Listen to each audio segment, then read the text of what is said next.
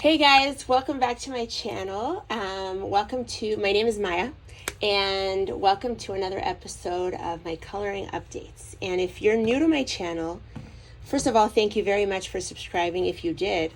And for the new people, my coloring updates are basically videos where I show extra things about coloring that don't kind of go in any other video.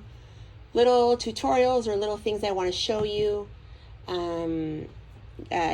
Little things about coloring that are just hopefully will inspire you to get coloring or something fun to watch, because sometimes in the middle of the month there aren't a lot of coloring videos going on, and I just wanted to create something fun to watch while you're coloring, about coloring, and hopefully interesting, useful, and fun to watch. So that is what my update videos are about. So I prepared a couple of things in this video. I hope you enjoy it, and let's get started. Hey guys, so I wanted to show you something in here. This is a new book to me, The Wandering City by Carlos Stanga. I got this, it's a used copy. I got it on eBay, and you can see it's a little bit dinged up, but it wasn't colored in, so that's awesome. I saw this on Coloring with Kay's channel when she did her detail book video. So I started this page, and I wanted to show you something really cool. As you guys know, I love my Graphite tint, pencils. Love these so much. I have a separate video on that if you haven't seen it, on how to use these, but I wanted to show you another way to use them, which is to define like a background without doing the whole background. Now I might do more, I think I will do more colors in the background, but I wanted to create like the back of the rainforest effect, right? Because sky doesn't necessarily start here.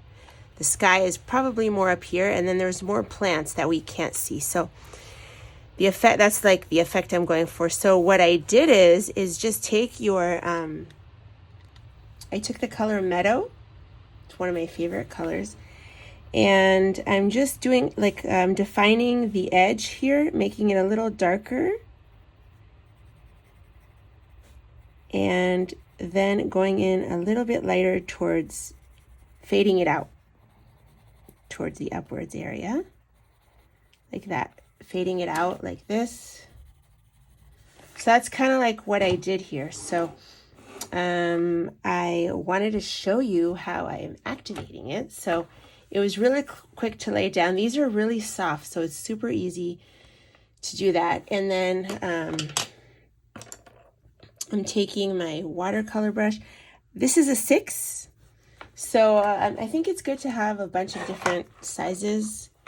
I see, I don't even know what size this is because it's all covered with paint. But this is obviously bigger than a 6, but I'm going to use a 6 here.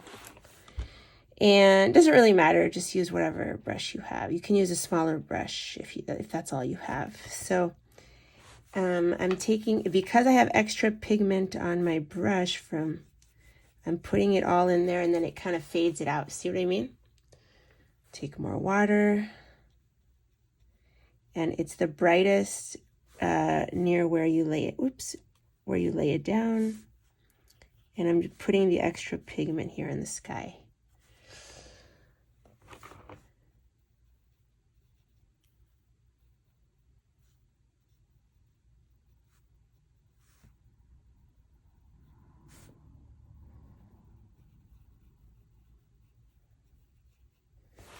Here I think I'll do, so this is the water, so here I'll do like a brown for like a muddy area.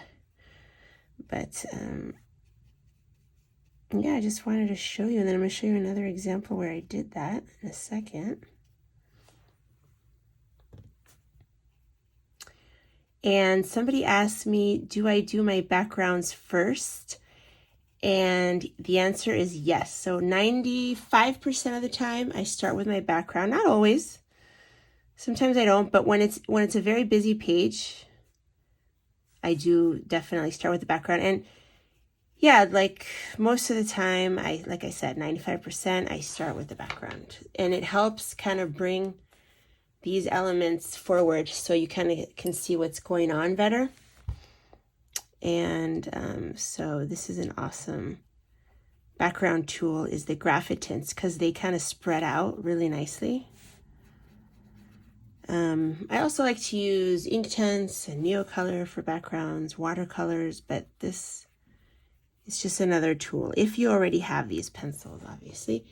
And you can do the same thing with watercolor pencils, you know, this kind of effect, or ink tints pencils, or, you know, you can do it with your regular pencils, but it takes longer to kind of fade it out, you know, it's more pencil work. And obviously I'm not being too precious because I will cover up, even though I went over some of these leaves, it's okay because I'm going to cover it up.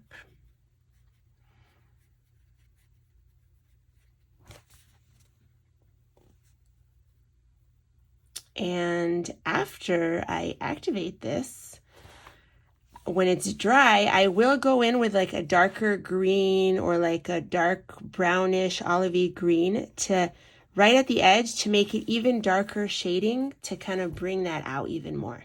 So shading is super, super important, and maybe I'll show that in a minute. Okay, so I finished activating it and I wanted to show you the sides here. So see how it kind of gives it a little bit of a frame? Here I stopped because I'm going to do this in a darker brown, like a really warm brown is what my plan here. And also here, that's why I stopped. But so here I'll do more of a warm brown for the border, but I wanted to show you how it kind of frames the picture. And then when it's dry, we'll go in and add darker pencil here at the edge and kind of fade it out to bring that even more in. I think when it's dry, I'll show you, but I wanted to show you another example while that's drying of where I use that.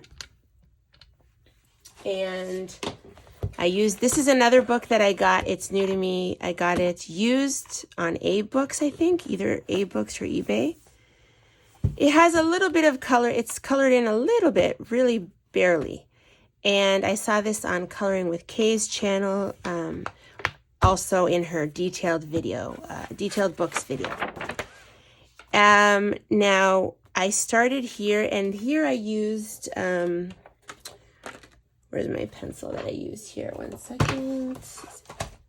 This one. I used the Graphite tint Ocean Blue, and the same technique where I'm laying it down close to the edge and then the kind of fading it out and then activating it. So that's what I did here. And then what I'm going to do is I have my dark indigo. Where is my dark? Oh, that's another blue. I have an indigo and a darker blue. Let's see what this, maybe I'll use this one. So this is a luminance pencil. I don't have all the colors. I did get all the darks. I got as many darks as I could, and I got some browns and greens, but I keep all the darks in a little thing here on my desk because along with my black Prismacolor, because this is an extra one, because this is what I use for my shading. And I found that obviously the black Prisma is wonderful, but I think these are the darkest pencils you can find. So in the budget brands, all the budget brands, what is lacking in them is a very dark colors because it requires more pigment. It's more expensive to make. So I feel like the darkest colors pencils are in the luminance. I think it's a little bit darker than the black of the Prismacolor, even though that one is really, really good. So these are like amazing, and you need dark colors. That's something that you really need. And oh, that's the dark indigo, and that's the, okay. So I just wanted to mention that. So let's try, the dark indigo is really dark. It's almost like a black. But let me show you what I mean. So after this is activated and dry with the Graphite tint pencil, you go in and you are adding some darkness like this, just at the edge. And you see how that's gonna bring it, it's gonna bring it out so much more, especially with that gold border.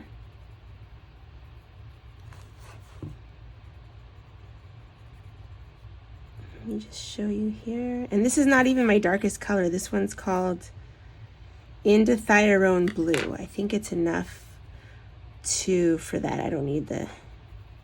But if you don't have these, just use a darker pencil from any brand, you know, or like one of the dark blues in the Prisma or the black Prisma.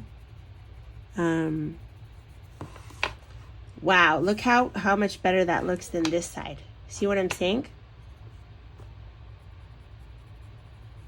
So that's what I mean. So I'm gonna go the whole thing and do that over all of this area. It's gonna bring it out. And same thing here with the letters. I'm gonna go here with the edge and just make it a little darker right at the edge.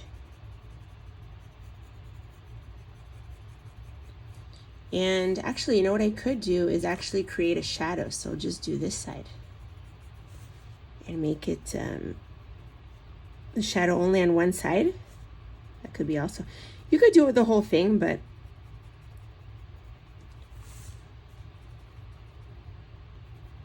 so we'll see. So that's what I mean, and that is what I will do. Let me go out a little bit. Put that away. That's what I'm gonna do here when it's dry. Oh, it's a little bit dry. So let me pick a color and I'll show you. I forgot to say, because I know people will ask me, is that I have a dark reddish. I have a dark purpley maroony. I have two dark greens. One is more cool tone, one is more olive. I have the sepia is basically almost black, but it's brown. I have a black, and then I have a dark indigo, which is almost black, but it's bluish. And then I have two other dark blues. So, and if there's more, I think there's also a dark purple that I didn't get, but I will get that. I thought I did order it, but maybe I didn't. But those are like the dark colors that I would get, just so you know. So I'll be right back. Okay, so what I have here is one of the darker greens. It's more of like an olivey green, and from the Luminance, dark phthalo cyan green.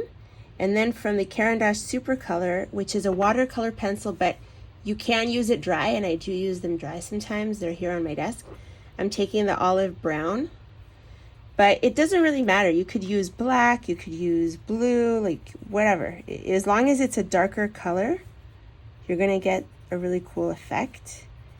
And it might be cool to even use a different color. Like what if you used purple or blue? That could be also really, really cool. So, but as long as it's a darker shade, then you're, so you're going to go close to here, close to the edge, edge of the, whoops, with the darker one.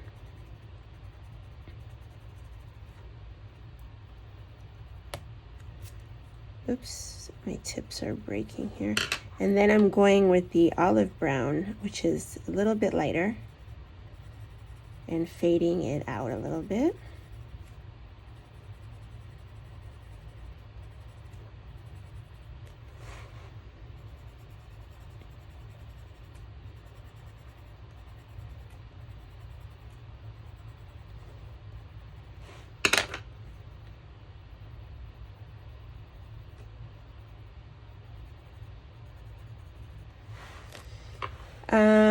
So yeah, that is what I'm doing here. See, going in near the edge.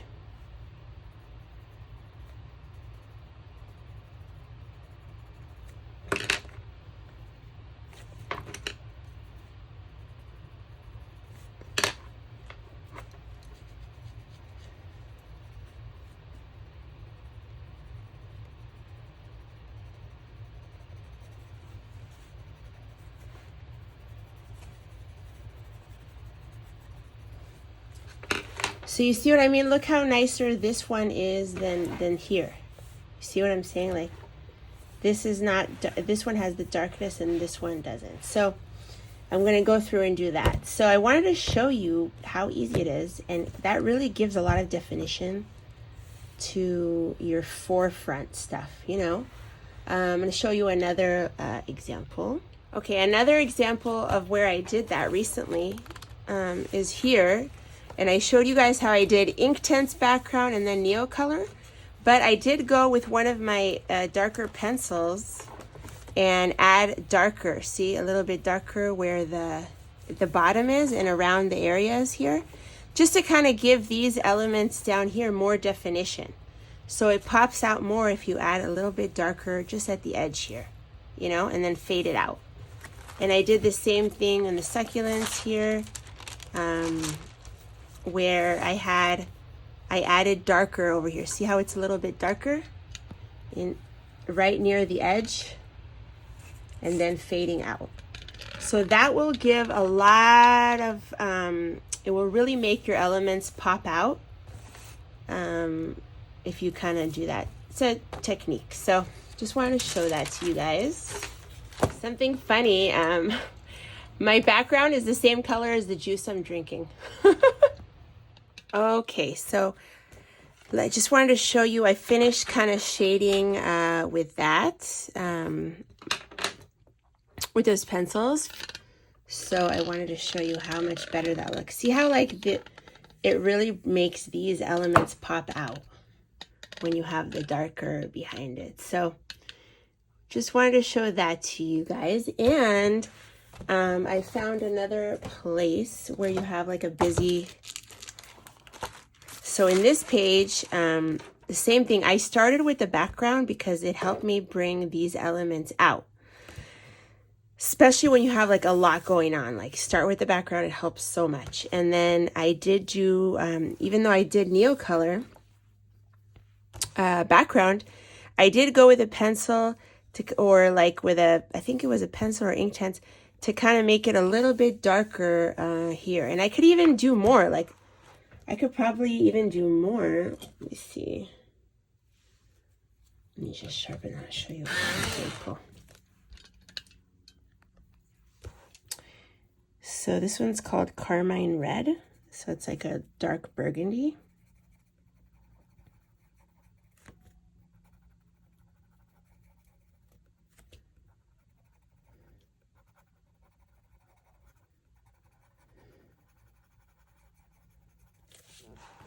See what I mean? Could do even a little bit more, but I did have it darker, but you could even go even darker, and like you could also do that with a little bit of black or gray. I just don't always like to use black. I try to use other dark colors because it looks nicer. But do you see what I mean? Just like that at the edge.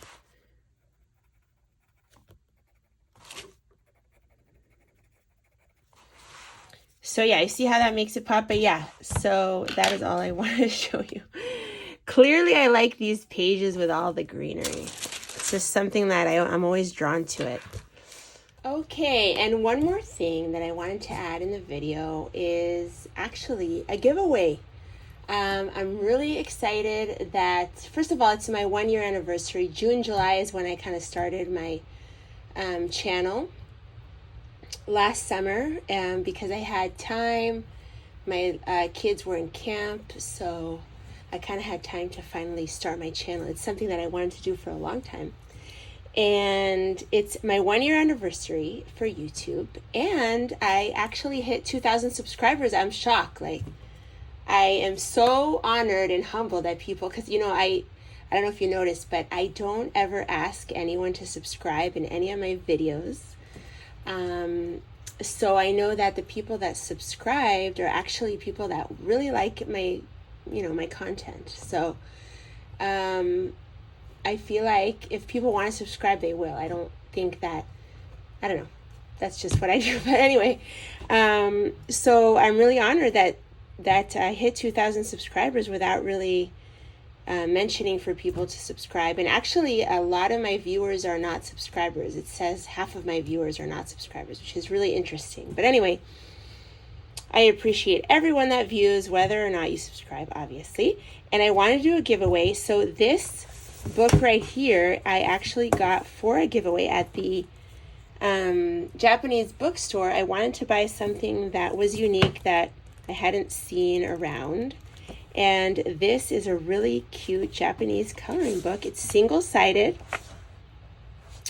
And you guys know the Japanese like coloring books always have little instructions. They have some inspiration pages. So these are beautiful. I love the paper. Love the images. Single-sided images of like Japanese scenery and Japanese elements. So theme. So it's all Japanese themed, and I love it. It's gorgeous. So I'm going to give that as a giveaway to one of my subscribers. You have also little postcards you can cut out here, I guess. So that is going to be a giveaway for one of my subscribers. And I am giving away these two books because I haven't colored in them. But as you guys know, I love collecting old books that are not popular. And I have here the Snow Queen coloring book. It's also, all of these are very long. And I have here the Wild Swan. Both of them are by Helen Crawford White. So I'm actually going to send these two to one person.